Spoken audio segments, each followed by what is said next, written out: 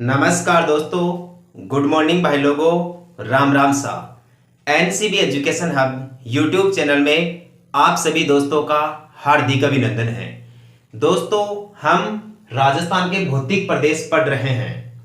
राजस्थान के भौतिक प्रदेशों में आज से पहले 4 वीडियो क्लासें हो चुकी हैं, जिसमें पहली वीडियो क्लास राजस्थान के भौतिक परिचय के सामान्य परिचय से रिलेटेड थी। दूसरी और तीसरी वीडियो क्लास थार के मरुस्थल नामक भौतिक प्रदेश पर दी गई थी, और जो चौथी वीडियो क्लास थी दोस्तों, वह अरावली पर्वतीय प्रदेश पर डाली गई। आज हम जो वीडियो क्लास डालेंगे भौतिक प्रदेशों के संबंध में, वह है पूर्वी मैदानी प्रदेश, यानी राजस्थान का तीसरा भौतिक प्रदेश पढ़ रहे हैं दोस्तों, पूर्वी मैदानी प्रदेश। दोस्तों, मैदानों का निर्माण नदियों के द्वारा होता है, यानी नदियों के द्वारा बहाकर लाए गए जो अवसाद होते हैं, उन अवसादों के जमाव से मैदान बनते हैं, और इन मैदानों का प्रयोग हम कृषि कार्यों में करते हैं या कृषि का उत्पादन करने के लिए करते हैं। तो आइए दोस्तों, आज हम इस वीडियो क्लास का आनंद लेते हैं, या फिर इस वीडियो क्लास के बारे में जितने भी महत्वपूर्ण कंटेंट है वो ध्यान से समझते हैं। दोस्तों, आज की वीडियो क्लास प्रारंभ करने से पहले कल मेरे द्वारा एक छोटी सी गलती हो गई थी दोस्तों, बाय मिस्टेक। कल की वीडियो क्लास में मैंने एक क्वेश्चन बताया था दोस्तों आपको, उसका नाम था कंचनजंगा पर्वत चोटी। कंचनजंगा पर्वत चोटी को दोस्तों मैंने जम्मू कश्मीर राज्य में बताया था।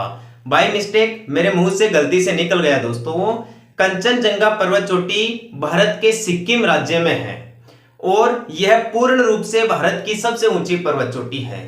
इसी कंचनजंगा पर्वत चोटी पर चोलामू झील है दोस्तों, जहां से तीस्ता नदी निकलती है। तो ठीक है दोस्तों, क्लियर है कंसेप्ट? ओके, आइए पहला क्वेश्चन देखते हैं। कछारी मृदा कौन सी है, या कौन सी मृदा को कछारी मृदा के नाम से जाना जाता है? दोस्तों, ये क्वेश्चन बहुत ही आसान है, बहुत ही इजी क्वेश्चन है, लेकिन जो स्टूडेंट्स केवल साधारण तरीके से पढ़ लेते हैं, मृदाओं के उपनाम नहीं पढ़ पाते हैं, उन स्टूडेंट्स के लिए दोस्तों यह क्वेश्चन काफी डिफिकल्ट साबित हो सकता है। इसलिए जिनको भी इस मृदा के बारे में पता नहीं है, ध्यान देके पढ़े। देखिए, कछारी मृदा क्या जलोढ़ मृदा को कहा जाता है, रेगूर मृदा को बोला जाता है, या फिर लेटेराइट मृदा को कहा जाता है, या चौथा ऑप्शन है दोस्तों एरिडोसोल्स। कौन सी मृदा को कहा जाता है? कछारी मृदा। यदि सही बात करें तो जलोढ़ मृदा को कछारी मृदा कहते हैं। जलोढ़ मृदा के दोस्तों कई नाम हैं, जैसे जलोढ़ मृदा को कछारी मृदा कहते हैं। इसे दोस्तों दोमट मृदा भी कहा जाता है। दोमट मृदा, जलोढ़ मृदा, कछारी मृदा। ये जो जलोढ़ मृदा है, ये दुनिया की सबसे ज्यादा उपजाऊ मृदा है।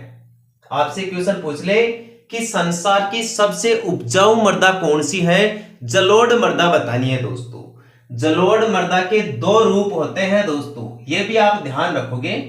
जलोढ़ मृदा के 2 रूप होते हैं, एक तो खादर और दूसरा होता है बांगर। एक तो खादर और दूसरा होता है बांगर। अब ये देखें, खादर क्या होता है और बांगर क्या होता है।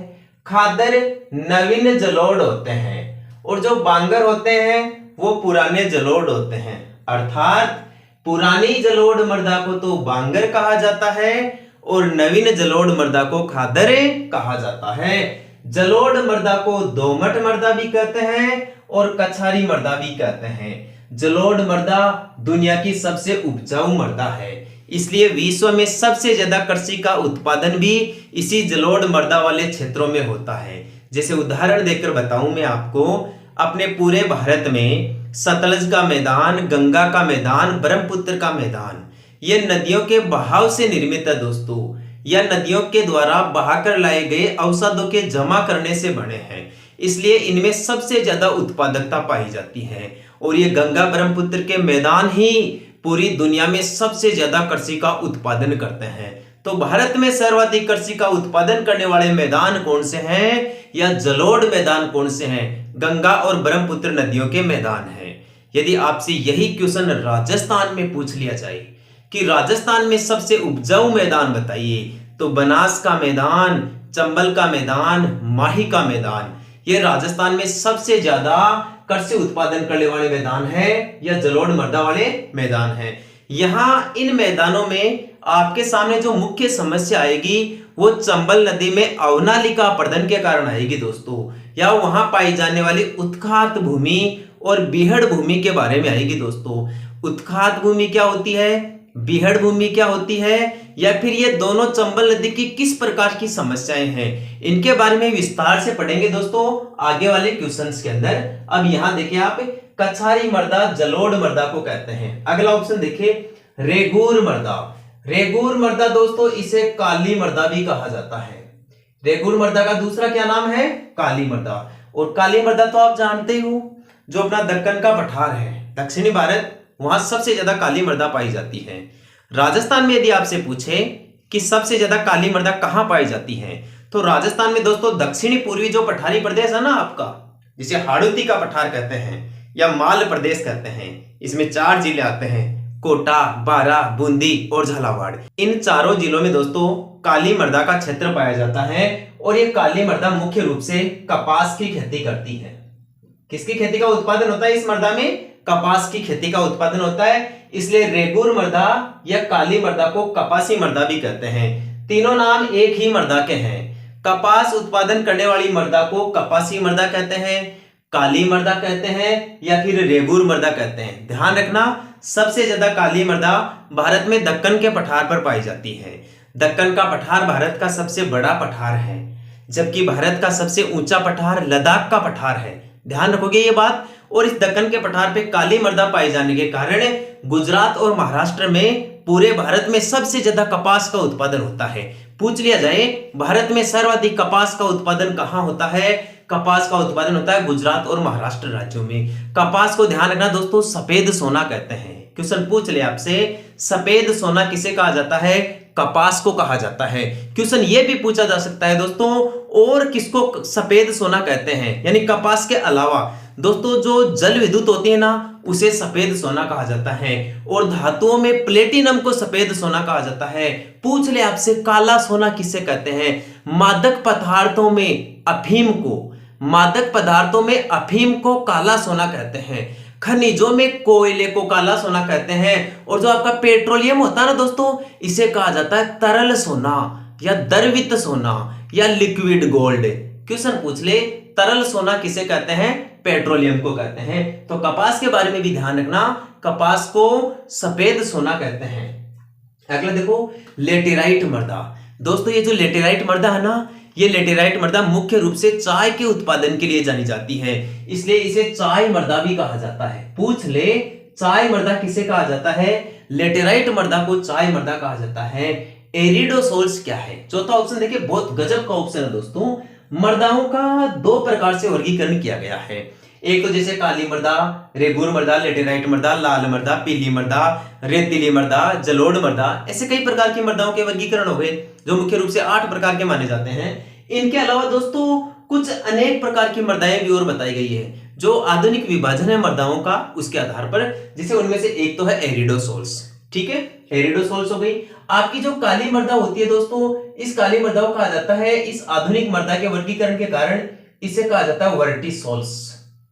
इसे क्या कहा जाता है, वर्टिसोल्स। पूछ लेगा, वर्टिसोल्स कौन सी मृदा को कहा जाता है, काली मृदा को वर्टिसोल्स कहा जाता है, जो राजस्थान के दक्षिणी पूर्वी भाग में पाई जाती है या हाड़ौती के पठार में पाई जाती है। पूछ ले, जलोढ़ मृदा को आधुनिक वर्गीकरण के हिसाब से किस नाम से जाना जाता है, एल्फिसोल्स के नाम से जाना जाता है। पूछ ले, एल्फिसोल्स मृदा कौन सी मृदा को कहते हैं, जलोढ़ मृदा को। वर्टिसोल्स मृदा कौन सी मृदा को कहते हैं, काली मृदा या कपासी मृदा को। एरिडोसोल्स कौन सी मृदा को कहा जाता है, ये दोस्तों मरुस्थली मृदा को कहा जाता है। जो पश्चिमी राजस्थान में थार मरुस्थल में मृदा पाई जाती है ना, मरुस्थली मृदा, जिसके रेत के कण मोटे होते हैं, उसमें ह्यूमस तत्वों की कमी पाई जाती है, वर्षा के जल ग्रहण क्षमता उसमें बहुत कम पाई जाती है, यानी वर्षा का जल ग्रहण बहुत ही आसानी से हो जाता है दोस्तों, यानी नीचे की ओर रिसाव बहुत ही आसानी से हो जाता है, रेतीली मृदा होने के कारण, बलुई मृदा होने के कारण। तो ध्यान रखोगे, एरिडोसोल्स मरुस्थली मृदा को कहते हैं, और वर्टिसोल्स काली मृदा या कपासी मृदा को कहते हैं, एल्फिसोल्स जलोढ़ मृदा को कहा जाता है। आगे देखें, माही नदी के मैदान को किस नाम से जाना जाता है? माही नदी के बारे में जानते हो? ये दक्षिणी राजस्थान में बहने वाली प्रमुख नदी है। ये माही नदी महंद झील मध्य प्रदेश से निकलती है। राजस्थान के बांसवाड़ा जिले में खांदू गांव से प्रवेश करती है। बांसवाड़ा, डूंगरपुर और इसका थोड़ी सी सहायक नदियों वाला भाग प्रतापगढ़ जिले में बहता है। यानी डूंगरपुर, बांसवाड़ा और प्रतापगढ़ में माही नदी का प्रवाह क्षेत्र है। इसके बाद में दोस्तों ये गुजरात राज्य में चली जाती है। गुजरात राज्य में माही नदी पर कडाना बांध है, जो पूर्ण रूप से गुजरात राज्य सरकार की लागत पर है। राजस्थान में माही नदी पर मुख्य रूप से 2 बांध हैं। एक तो माही बजाज सागर बांध और दूसरे का नाम है कागदी पिकअप बांध। ये दोनों ही बांध राजस्थान के बांसवाड़ा जिले में हैं। ध्यान रखें, माही बजाज सागर बांध राजस्थान का सबसे लंबा बांध है। पूछ ले आपसे, राजस्थान का सबसे लंबा बांध बताओ, माही बजाज सागर बांध। और ये पूछ ले आपसे, राजस्थान का सबसे ऊंचा बांध कौन सा है? ये जाखम बांध है, जो जाखम नदी पर है राजस्थान के प्रतापगढ़ जिले में। और ये क्वेश्चन पूछ ले, राजस्थान का सबसे बड़ा बांध बताइए आप, तो राजस्थान का सबसे बड़ा बांध है राणा प्रताप सागर बांध, जो चित्तौड़गढ़ जिले में चंबल नदी पर है। तीनों क्वेश्चनों के कंसेप्ट फिर से क्लियर करें। राजस्थान का सबसे लंबा बांध कौन सा है? माही बजाज सागर बांध, जो बांसवाड़ा में है और माही नदी पर है। राजस्थान का सबसे ऊंचा बांध कौन सा? सबसे ऊंचा बांध ये जाखम बांध है, प्रतापगढ़ जिले के जाखमपुरा गांव या अनोपपुरा गांव में है और ये जाखम नदी पर है। 81 मीटर ऊंचा है दोस्तों। यदि आपसे क्वेश्चन पूछ ले राजस्थान का जल भराव की दृष्टि से सबसे बड़ा बांध कौन सा है, तो ये राणा प्रताप सागर बांध है, जो चित्तौड़गढ़ जिले में है और चंबल नदी पर है। पूछ क्या रहा है? उस माही नदी के बारे में पूछ रहा है कि माही नदी के मैदान को राजस्थान में किस नाम से जाना जाता है। तो एक बात तो आपके समझ में आई गई होगी कि माही नदी राजस्थान के बांसवाड़ा और डूंगरपुर जिलों में मुख्य रूप से बहती है। तो देखिए आगे, क्या इसे मालपुरा का मैदान कहते हैं, झज्जर का मैदान कहते हैं, या दोस्तों मेवाड़ का मैदान कहते हैं, या दोस्तों छप्पन का मैदान कहते हैं? अपना राइट आंसर है दोस्तों छप्पन का मैदान। छप्पन के मैदान का दूसरा नाम है बाठी का मैदान। इसे छप्पन का मैदान भी कहते हैं और बाठी का मैदान भी कहते हैं। निष्कर्ष रूप में हम यह कह सकते हैं कि राजस्थान के दक्षिणी भाग में डूंगरपुर और बांसवाड़ा जिलों में माही नदी के अपवाह क्षेत्र को या माही नदी के द्वारा निर्मित मैदानों को छप्पन का मैदान या बाठी का मैदान कहा जाता है। कंसेप्ट क्लियर है ना दोस्तों? ठीक है, इन दो का भी ध्यान रखना, मालपुरा का मैदान और मेवाड़ का मैदान। जो बनास नदी है ना अपनी दोस्तों, बनास नदी के मैदानी भाग को मुख्य रूप से 2 भागों में बांटा गया है। एक तो ऊपर वाला भाग और एक नीचे वाले पार्ट का भाग। नीचे वाले पार्ट के भाग को दोस्तों मेवाड़ का मैदान कहते हैं, जो राजसमंद, चित्तौड़गढ़, भीलवाड़ा जिलों में है। जो ऊपर वाला मैदान है दोस्तों, उसे करौली मालपुरा का मैदान कहते हैं। ठीक है दोस्तों, अगला क्वेश्चन देखें। सबसे ज्यादा अवनालिका अपरदन कौन सी नदी करती है? सबसे ज्यादा अवनालिका अपरदन कौन सी नदी करती है? अवनालिका अपरदन जानते हो क्या दोस्तों? यदि इसके बारे में आपको और ज्यादा डिटेल्स से पढ़ना है तो आप एनसीईआरटी जो पाठ्यक्रम है अपना कक्षा 11 की ज्योग्राफी की पुस्तक पढ़ सकते हो दोस्तों। उसमें बहुत ही शानदार तरीके से दिया गया है इसके बारे में। आपको मैं ही समझा देता हूं दोस्तों, ध्यान देके समझ लीजिए आप। होता क्या है दोस्तों, चंबल नदी तेज बहाव में बहती है और तेज बहाव में बहने के कारण दोस्तों ये अपने साथ जब मर्दा अपर्दन करती है, मर्दा अपर्दन 2 प्रकार से होता है। एक तो पवन के द्वारा अपर्दन होता है, यानी पवन के द्वारा मिट्टी का उड़कर एक स्थान से दूसरा स्थान पर चले जाना। एक दूसरा होता है दोस्तों जल अपर्दन। जल अपर्दन में क्या होता है, मर्दा पानी के साथ बहकर चली जाती है। तो राजस्थान के कोटा, सवाई माधोपुर, धौलपुर जिलों में जब चंबल नदी तेज बहाव में बहती है तो दोस्तों मर्दा का गहरा अपर्दन कर देती है, यानी अपने मार्ग में गहरी नालियां बना देती है दोस्तों। और जो गहरी नालियों वाला अपर्दन होता है ना, उसी को दोस्तों अवनालिका अपर्दन कहते हैं। क्या कहते हैं? अवनालिका अपर्दन। तो पूछ रहा है सबसे ज्यादा अवनालिका अपर्दन पूरे भारत में, केवल राजस्थान में नहीं, पूरे भारत में दोस्तों अवनालिका अपर्दन के लिए जो नदी जानी जाती है या जो नदी प्रसिद्ध है या जो कुख्यात नदी है, उसका नाम है चंबल नदी। क्या नाम है भाइयों? चंबल नदी राजस्थान में सबसे ज्यादा अवनालिका अपर्दन करती है। अवनालिका अपर्दन एक जल अपर्दन का प्रकार है। बनास नदी, नर्मदा नदी, चंबल नदी ये दोस्तों अवनालिका अपर्दन के लिए नहीं जानी जाती। बनास नदी को वर्णासा नदी कहते हैं भाई। बनास नदी को कौन सी नदी के नाम से जाना जाता है? वर्णासा या वन की आस। वर्णाशा या वन की आस। कौन सी नदी को कहते हैं भाई? बनास नदी को। बनास नदी राजस्थान में कहां से निकलती है? बनास नदी राजस्थान में खमनोर की पहाड़ियां जो राजसमंद जिले में है वहां से निकलती है दोस्तों। और बनास नदी सवाई माधोपुर जिले का जो रामेश्वरम स्थान है ना, उस रामेश्वरम स्थान पे जाके चंबल नदी में मिल जाती है। अतः बनास नदी का उद्गम तो होता है खमनोर की पहाड़ियां राजसमंद से, और बनास नदी अपना जल डालती है सवाई माधोपुर में चंबल नदी में, जो इस नदी का संगम हो गया। आगे देखें नर्मदा नदी। दोस्तों नर्मदा नदी अमरकंटक की पहाड़ी से निकलती है। कौन सी पहाड़ी से? अमरकंटक की पहाड़ी। यदि आपने भारत की ज्योग्राफी ठीक से पढ़ी है दोस्तों मेरे द्वारा, तो आपको इस पहाड़ी का पता पूरी तरीके से होगा। बता दीजिए आप, अमरकंटक की पहाड़ी कौन से राज्य में? अमरकंटक की पहाड़ी वर्तमान समय में भारत के छत्तीसगढ़ राज्य में है। कौन से राज्य में है? छत्तीसगढ़ राज्य में। कई जगह दोस्तों अमरकंटक की पहाड़ी को मध्य प्रदेश में बताया गया है, तो आपको कंफ्यूज होने की आवश्यकता नहीं है भाई। सन 2000 से पहले छत्तीसगढ़ मध्य प्रदेश में था, तो वो क्वेश्चन दोस्तों उस समय के छपे हुए क्वेश्चन है, ध्यान रखना, घबराना ही नहीं है। यदि ऑप्शन में आपसे क्वेश्चन पूछ ले अमरकंटक की पहाड़ी कहां स्थित है, उसमें छत्तीसगढ़ राज्य नहीं है और मध्य प्रदेश, महाराष्ट्र, कर्नाटक, तेलंगाना ऐसे राज्य आ गए ना, तो मध्य प्रदेश आपका सही आंसर होगा।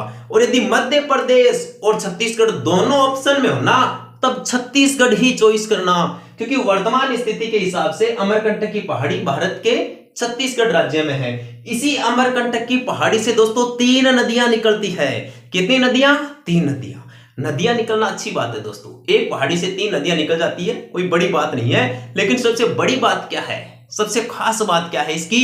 ये जो 3 नदियां निकलती है ना दोस्तों इस पहाड़ी से या इस पर्वत चोटी से, वो 3 अलग अलग दिशाओं में बहती है। 3 अलग अलग दिशाओं में। जैसे यहां से एक सोन नदी निकलती है, सोन नदी अमरकंटक की पहाड़ी से निकलकर दोस्तों उत्तर की ओर चली जाती है और गंगा नदी में जाके मिल जाती है।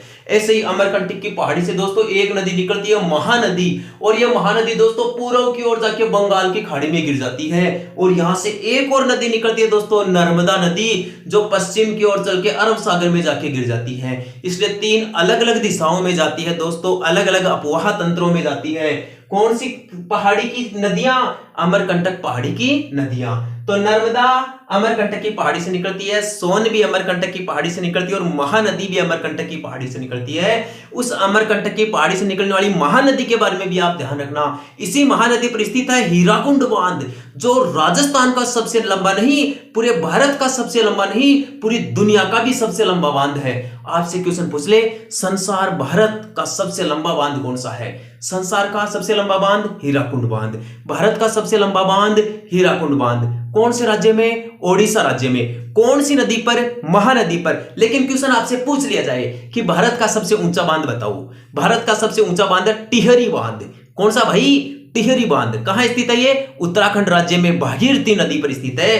भागीरथी गंगा की मूल धारा है, जो गौमुख या गंगोत्री मृत से निकलती है। कंसेप्ट क्लियर है ना भाइयों? ठीक है, एक लास्ट कंसेप्ट और क्लियर कर लो। यहां नर्मदा नदी आ गई ना सामने, तो रहा नहीं जा रहा दोस्तों मेरे से। नर्मदा और ताप्ती 2 ऐसी नदियां हैं जो रिफ्ट घाटी से बहती है। रिफ्ट घाटी या भ्रंश घाटी से बहने वाली नदियों के नाम बताओ, नर्मदा और ताप्ती। रिफ्ट या भ्रंश घाटी क्या होती है दोस्तों? 2 ब्लॉक पर्वत होते हैं साइडों में, और उन 2 ब्लॉक पर्वतों के बीच में एक तंग घाटी होती है, जिसे रिफ्ट घाटी कहते हैं या भ्रंश घाटी कहते हैं। तो रिफ्ट घाटी या भ्रंश घाटी से बहने वाली नदियां हैं नर्मदा और ताप्ती। इन दोनों के बारे में एक और क्वेश्चन सुन लो यार भाई, रहा नहीं जा रहा, करूं क्या मैं? जितना ज्यादा कंटेंट आ रहा है एग्जाम के लायक, जो कंटेंट आते हैं ना, वो बताए बिना रहा ही नहीं जाता मेरे से। नर्मदा और ताप्ती भारत की ऐसी नदियां हैं जो नदमुख बनाती है, एस्चुरी बनाती है। अब नदमुख या एस्चुरी क्या होती है? जब नदियां मुहाने पर डेल्टा नहीं बनाए। डेल्टा तो क्या होता है? जब नदी सागर में जाके मिलती है ना, तो अपने मुख को डायरेक्ट ऐसे सीधा ले जाके नहीं बना देती, अपने मुख को फैला लेती है, यानी सागर में मिलते समय अपने अपवाह क्षेत्र को फैला लेती है, जिसे डेल्टा कहते हैं। आगे बात समझो। लेकिन ऐसी नदियां जो डेल्टा नहीं बनाए और डायरेक्ट चट्टान से नीचे झरने की तरह गिर जाए, डायरेक्ट सागर में गिर जाए, ऐसी आकृति को नदमुख या जवार नदमुख या एस्चुरी कहा जाता है। तो नर्मदा और ताप्ती भारत में एस्चुरी या नदमुख बनाने वाली नदियां हैं। चंबल नदी पूछ क्या रहा है ये अपने से दोस्तों? चंबल 2 बार डाल दिया कि इसमें ऑप्शन में? रहने दो दोस्तों, कोई भी ऑप्शन आ सकता है। जैसे मान लीजिए चंबल, बनास, माही डाल दो। यहां मैं ही डाल देता हूं। यदि चंबल आपने पहले पढ़ लिया तो क्यों पढ़ रहे हो बार बार चंबल के बारे में? चंबल नदी के बारे में कितनी जानकारी लोगो, ज्यादा से ज्यादा जानकारी चाहिए आपको तो दोस्तों राजस्थान का अपवाह तंत्र पढ़ाऊंगा ना मैं। यदि यही सारी नदियां पढ़ा दी तो फिर वहां पर क्या पढ़ाऊंगा मैं? माही नदी के बारे में डिटेल्स में बता दिया है। ठीक है, अगला क्वेश्चन देखिए, अरावली पर्वतमाला को आड़ा वाला पर्वत कहां कहते हैं? ये बहुत इंपॉर्टेंट क्वेश्चन है, very very very important question दोस्तों। कई जगह दोस्तों इस बारे में पूछा गया है। आड़ा वाला, अरावली पर्वतमाला को आड़ा वाला पर्वत कहते हैं सीकर जिले में, अजमेर जिले में, अलवर जिले में या फिर उदयपुर जिले में? बताइए, आप बताइए, देखिए सोच के बताइए दोस्तों, क्योंकि मैं इसके बारे में आपको पढ़ा चुका हूं। बार बार कितनी बार पढ़ाऊंगा ऐसे बताइए? जब अरावली पर्वतीय प्रदेश पढ़ाया था ना तो दोस्तों इसका मैंने सही सही आंसर आपको बता दिया था। थोड़ा बहुत आप भी तो जोर डालिए अपने दिमाग पे, या सारा मेरे से ही सुनते रहोगे या मेरे से ही पढ़ते रहोगे? दोस्तों केवल मेरे ही पढ़ाने से कुछ नहीं होगा, आपको भी कुछ करना होगा। जो पढ़ाता हूं उसका बार बार रिवाइज किया करो दोस्तों, ताकि आपके कंटेंट हमेशा हमेशा के लिए स्थायी हो जाए।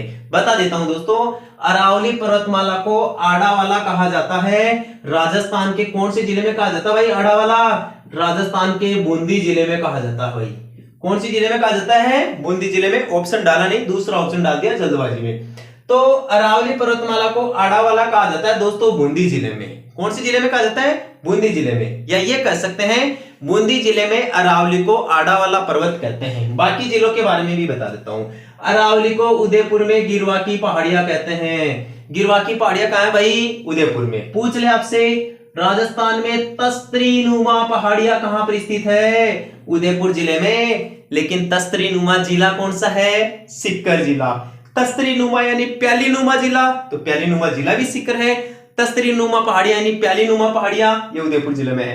बूंदी जिले में तो दोस्तों हर्षनाथ की पहाड़ियां हैं, उदयनाथ की पहाड़ियां हैं। सबसे इंपॉर्टेंट है उदयनाथ की पहाड़ियां। पूछ ले आपसे, उदयनाथ की पहाड़ियां राजस्थान के कौन से जिले में है? अलवर जिले में है। अलवर जिले में दोस्तों सरिस्का अभ्यारण्य है। कौन सा अभ्यारण्य है? सरिस्का अभ्यारण्य है। अजमेर में दोस्तों गढ़वीठली पहाड़ी है। अजमेर में कौन सी पहाड़ी है भाई? गढ़वीठली पहाड़ी। और इस पहाड़ी पर स्थित है तारागढ़। कौन सा दुर्ग है भाई? तारागढ़। क्वेश्चन आ जाए, तारागढ़ दुर्ग कौन सी पहाड़ी पर है? गढ़वीठली पहाड़ी पर। या गढ़वीठली पहाड़ियां कहां पर है? अजमेर जिले में। ध्यान रखें, अजमेर जिले में अरावली का न्यूनतम विस्तार है। राजस्थान में अरावली पर्वतमाला का सबसे कम विस्तार भी कौन से जिले में है? अजमेर जिले में है। जबकि अरावली पर्वतमाला का सबसे ज्यादा विस्तार कौन से जिले में है? सबसे ज्यादा विस्तार उदयपुर जिले में है। तो यहां एक और कंसेप्ट क्लियर करें, अरावली पर्वतमाला की सबसे ज्यादा ऊंचाई कौन से जिले में है? दोस्तों सिरोही जिले में है। जहां गुरु शिखर होगी ना, वही स्थान अरावली का सबसे ऊंचा स्थान होगा, तो वो सिरोही जिले में है। और सिरोही जिले में अरावली की सबसे ऊंचा स्थान वाला हो गया। एक दोस्तों सीकर में अरावली की पहाड़ियों को माल खेत की पहाड़ी कहते हैं भाई। क्वेश्चन आपसे पूछ ले, माल खेत की पहाड़ियां कहां स्थित है? अरावली में है। और माल खेत की पहाड़ियां अरावली पर्वतमाला का हिस्सा तो है, लेकिन राजस्थान के कौन से जिले से संबंधित है? सीकर जिले से संबंधित है। देखो माल खेत, माल क्या होता है भाई? ये भी इंपॉर्टेंट क्वेश्चन है। माल के बारे में ध्यान रखना, कई बार क्वेश्चन पूछ जाता है मेरू क्या है, माल क्या है? माल तो कहते हैं अरावली पर्वतीय प्रदेश को। माल तो किसे कहा जाता है? अरावली पर्वतीय प्रदेश को। और मेरू किसे कहा जाता है भाई? नहीं, ये गलत बता दिया मैंने आपको। माल दोस्तों हाड़ौती के पठार को कहा जाता है। माल किसे कहा जाता है? हाड़ौती के पठार को कहा जाता है, जिसमें कोटा, बारा, बूंदी और झालावाड़ ये 4 जिले आते हैं। जबकि आपसे क्वेश्चन पूछ ले मेरू किसे कहा जाता है? मेरू दोस्तों अरावली को कहा जाता है। मेरू तो किसे कहा जाता है? अरावली को। माल किसे कहा जाता है? हाड़ौती को। और थार के मरुस्थल की यदि बात करें तो उस प्रदेश को कहा जाता है मरु। 3 भौगोलिक नाम चर्चित है राजस्थान में, मरु, मेरू और माल। मरु यानी थार का मरुस्थल, मेरू यानी अरावली पर्वतीय प्रदेश और माल यानी हाड़ौती का पठार। क्लियर है? ओके, अगला क्वेश्चन देखें, कॉफी की सबसे बढ़िया किस्म कौन सी है? सर्वोत्तम यानी सबसे बढ़िया किस्म, एकदम टॉप किस्म कौन सी है कॉफी की? क्या माही कंचन है? कॉफी तो जानते हो ना, कहवा, यानी कॉफी कहवा एक पेय फसल है जो पूरे भारत में सबसे ज्यादा कर्नाटक राज्य में उगाई जाती है। सबसे ज्यादा कॉफी का उत्पादन कहाँ होता है भाई? कर्नाटक राज्य में। दुनिया के बारे में पूछ ले आपसे कि दुनिया में बताइए सबसे ज्यादा कॉफी का उत्पादन कहाँ होता है, तो ब्राजील देश में होता है भाई। और कॉफी ब्राजील देश का ही पौधा है मूल रूप से। सर्वाधिक कॉफी का उत्पादन ब्राजील में होता है। कॉफी पौधा भी कहाँ का है? ब्राजील का है। ब्राजील में दोस्तों एक कॉफी का बाजार लगता है जिसे कहा जाता है साओ पाउलो, यानी दुनिया की सबसे बड़ी कॉफी की मंडी है साओ पाउलो, जो ब्राजील देश में ही स्थित है। और कॉफी का सबसे ज्यादा आयात निर्यात, कॉफी का सबसे ज्यादा अंतरराष्ट्रीय व्यापार जिस बंदरगाह से किया जाता है उसका नाम है सेंटोस। और यह सेंटोस बंदरगाह भी ब्राजील देश में ही स्थित है। ध्यान दे, सर्वाधिक कॉफी की जो सबसे बढ़िया किस्म है वह कौन सी है? माही कंचन, माही धवल, माही सुगंधा, अरेबिका। ये सही है दोस्तों, अरेबिका। दुनिया की जो सबसे बढ़िया किस्म की कॉफी है वो अरेबिका किस्म की होती है दोस्तों। ध्यान रखें, इस अरेबिका किस्म की कॉफी का सबसे ज्यादा उत्पादन भारत देश करता है, इंडिया। दुनिया में सबसे ज्यादा अरेबिका किस्म की कॉफी का उत्पादन कौन सा देश करता है? भारत करता है।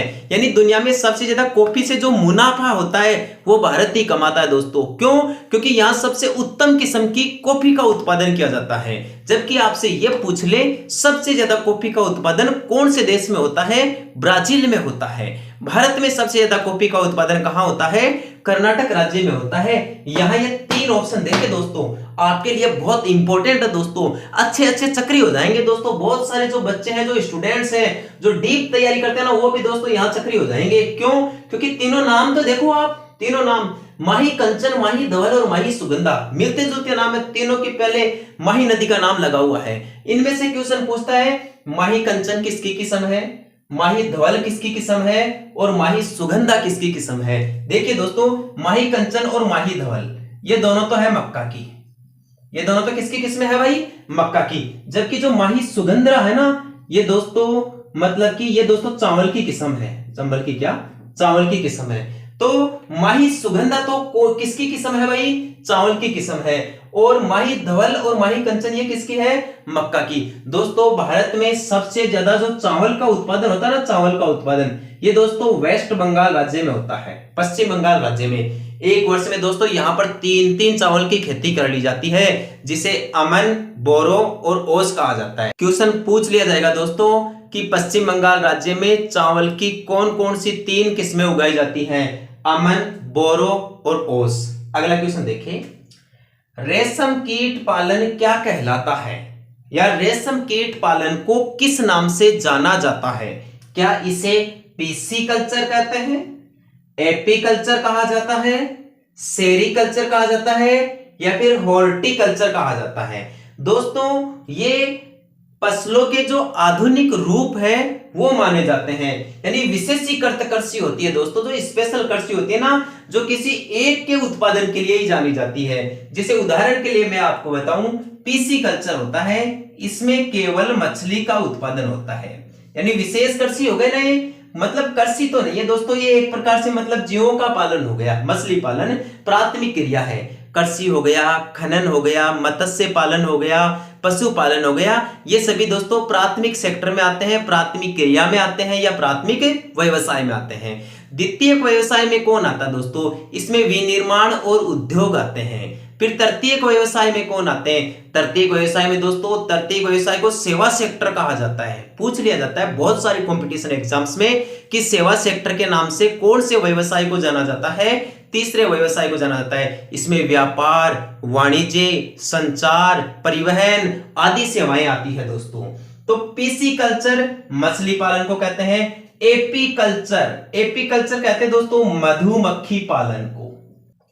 एपीकल्चर किसे कहते हैं? मधुमक्खी पालन को। मधुमक्खी का पालन क्यों करते हैं भाई? शहद पालन के लिए।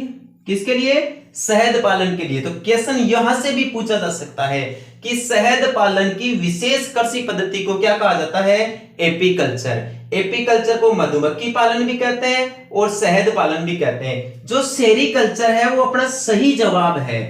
रेशम कीट पालन को सेरीकल्चर के नाम से जाना जाता है, मधुमक्खी या शहद पालन को एपीकल्चर कहा जाता है और मछली या मत्स्य पालन को पीसी कल्चर कहते हैं। हॉर्टिकल्चर को तो बागवानी कहते हैं भाई। हॉर्टिकल्चर किसे कहा जाता है? बागवानी को। या बागवानी कृषि से संबंधित विशेषीकृत कृषि कौन सी है? बागवानी कृषि को कहते हैं भाई साहब हॉर्टिकल्चर। अगला क्वेश्चन देखें, पूर्वी मैदानी प्रदेश में कितने जिले आते हैं? दोस्तों ये आप जरूर ध्यान रखना, एक बार पहले भी बता चुका हूं इसके बारे में कि इन दो आंकड़ों का तो विशेष ध्यान रखना, रट लेना दोस्तों इन दोनों आंकड़ों को कि थार के मरुस्थल में कितने जिले आते हैं? 12 जिले आते हैं। अरावली में कितने जिले आते हैं? 13 जिले आते हैं। और पूछ क्या रहा है, पूर्वी मैदानी प्रदेश में कितने जिले आते हैं? पूर्वी मैदानी प्रदेश में आते हैं भाई साहब 10 जिले। बच गया एक ही भौतिक प्रदेश, हाड़ौती का पठार, जिसे दक्षिणी पूर्वी पठार भी कहते हैं। हाड़ौती के पठार में राजस्थान के कितने जिले आते हैं? 7 जिले। दोबारा देखें, कंसेप्ट क्लियर करें। थार के मरुस्थल में जिलों की संख्या 12, अरावली पर्वतीय प्रदेश में जिलों की संख्या 13, हाड़ौती के पठार में जिलों की संख्या 7, पूर्वी मैदानी प्रदेश में जिलों की संख्या 10। राजस्थान में कुल कितने जिले हैं? 33। 33वां जिला कौन सा बना? प्रतापगढ़ बना। ध्यान रखना दोस्तों। और यह भी आप ध्यान रखना कि राजस्थान के बीच में स्थित जिले कितने हैं? 8। राजस्थान में वह जिला कौन सा है जो सबसे ज्यादा जिलों के साथ सीमा बनाता है? पाली जिला है। कितने जिलों के साथ सीमा बनाता है? 8 जिलों के साथ सीमा बनाता है। राजस्थान में अंतरराष्ट्रीय सीमा पर कुल कितने जिले हैं? 4 जिले हैं। केवल अंतरराष्ट्रीय सीमा पर कितने जिले हैं? 2 जिले हैं। ऐसे जिले कितने हैं जो अंतरराष्ट्रीय और अंतरराज्य दोनों प्रकार की सीमा बनाते हैं? ऐसे भी 2 जिले हैं, एक तो गंगानगर और दूसरा बाड़मेर। राजस्थान कितने राज्यों के साथ सीमा बनाता है? 5 राज्यों के साथ सीमा बनाता है। राजस्थान कितने देशों के साथ सीमा बनाता है? एक देश के साथ सीमा बनाता है, केवल पाकिस्तान देश के साथ। आपसे पूछ ले 5 राज्यों में राजस्थान सबसे लंबी सीमा किसके साथ बनाता है? मध्य प्रदेश के साथ बनाता है, 1600 किलोमीटर लंबी। आपसे पूछ ले राजस्थान सबसे छोटी अंतरराज्यीय सीमा किससे बनाता है? पंजाब राज्य से बनाता है, केवल 89 किलोमीटर की सीमा बनाता है। कंसेप्ट क्लियर है ना दोस्तों? अगला क्वेश्चन देखिए, राजस्थान में सर्वाधिक बीहड़ भूमि कहां पाई जाती है? बीहड़ भूमि जानते हो दोस्तों? बीहड़ भूमि जब चंबल नदी अवनालिका प्रदान करती है ना, तो मार्ग में दोस्तों जो गहरे गड्ढे बढ़ जाते हैं, जो उबड़ खाबड़ धरातल बढ़ जाता है ना, उबड़ खाबड़ गड्ढे वाली भूमि बढ़ जाती है, उसी को दोस्तों बीहड़ भूमि कहते हैं। और ये बीहड़ भूमि दोस्तों उबड़ खाबड़ होने के कारण इसमें कई गहरे गड्ढे बढ़ जाते हैं और इन गड्ढों में दोस्तों डकैत रहते हैं या डाकू रहते हैं, तो इस बीहड़ भूमि को दोस्तों डाकुओं की शरण स्थली भी कहा जाता है। इसलिए चंबल के बीहड़ों में दोस्तों डाकू ज्यादा पाए जाते हैं। वो फिल्म देखी या नहीं दोस्तों आपने, पान सिंह तोमर? वो पान सिंह तोमर दोस्तों पूरी की पूरी इस बीहड़ भूमि पर ही बनी हुई है। यदि बीहड़ों के बारे में जानना चाहते हैं, बीहड़ों का ओरिजिनल दृश्य देखना चाहते हैं, तो पान सिंह तोमर मूवी जरूर देखें दोस्तों। तो राजस्थान में सबसे ज्यादा बीहड़ भूमि कौन से जिले में है? क्या धौलपुर जिले में है, करौली जिले में है, सवाईमाधोपुर जिले में है, कोटा जिले में है? इनमें से दोस्तों इन 3 जिलों में सबसे ज्यादा बीहड़ भूमि पाई जाती है, धौलपुर, करौली, सवाईमाधोपुर। करौली को तो आप जानते हो ना, करौली को दोस्तों डांग की रानी कहते हैं भाई, डांग की रानी। यानी इन बीहड़ भूमि वाले क्षेत्र को डांग कहा जाता है। डाकुओं के निवास स्थान को डांग क्षेत्र कहा जाता है, जिसमें 3 जिले आते हैं, धौलपुर, करौली और सवाईमाधोपुर। अब दोनों के बीच में है दोस्तों डांग की रानी। तो डांग की रानी कहते किसे? वैसे तो करौली जिले को कहते हैं, लेकिन ओरिजिनल बताइए ना आप, इस डांग की रानी का मतलब क्या है दोस्तों? यहाँ के जो डाकू लोग है ना दोस्तों, करौली जिले में एक माता का मंदिर है जिसके बारे में आपके सामने मैंने कई बार जिक्र किया है। वहां का लागोरी नृत्य बहुत प्रसिद्ध है दोस्तों, और उस माता का नाम है केला देवी। क्या नाम है भाई? केला देवी। जो कौन से राजवंश की माता है? यादव राजवंश की माता है, यादव वंश की कुलदेवी मानी जाती है दोस्तों केला देवी। ये केला देवी यादव वंश की कुलदेवी तो है ही, साथ में दोस्तों इस डांग क्षेत्र में जितने भी जो डाकू लोग पाए जाते हैं ना, उन डाकुओं की आराध्य देवी भी है दोस्तों ये केला देवी। और इस अपनी आराध्य देवी को, केला देवी के मंदिर को या इस केला देवी माता को ये डाकू लोग डांग की रानी कहते हैं। आ गई बात समझ में? ठीक है दोस्तों, डांग की रानी करौली जिले को कहते हैं। क्वेश्चन देखिए आप, राजस्थान में सबसे ज्यादा बीहड़ भूमि कौन से जिले में पाई जाती है? भाई सवाईमाधोपुर जिले में पाई जाती है। सबसे ज्यादा बीहड़ भूमि का विस्तार कौन से जिले में है? सवाईमाधोपुर जिले में है। कोटा में सबसे ज्यादा अवनालिका अपरदन होता है। पूछ ले, सबसे ज्यादा अवनालिका अपरदन चंबल नदी कौन से जिले में करती है? कोटा जिले में। दोस्तों कंसेप्ट समझ में आए क्या? ठीक तरीके से क्लियर हुए या नहीं हुए? नहीं हुए तो एक बार दोबारा रिवीजन कर लेता हूं मैं, ध्यान से देख लीजिए, शॉर्टकट रिवीजन होगा। देखिए कछारी मृदा किसे कहते हैं? जलोढ़ मृदा को कछारी मृदा कहते हैं। इसे दोमट मृदा भी कहते हैं। दुनिया की सबसे उपजाऊ मृदा होती है। आधुनिक वर्गीकरण के हिसाब से जलोढ़ को एल्फी सॉइल्स कहा जाता है। जलोढ़ मृदा दो प्रकार की होती है, एक खादर और एक बांगर। रेगुर मृदा को काली मृदा कहते हैं। काली मृदा को कपासी मृदा भी कहते हैं क्योंकि कपास के उत्पादन के लिए जानी जाती है। आधुनिक वर्गीकरण के हिसाब से काली मृदा को वर्टिसोल्स कहा जाता है। लेटेराइट मृदा को चाय मृदा के नाम से जाना जाता है। भारत में सबसे ज्यादा चाय का उत्पादन असम राज्य में होता है।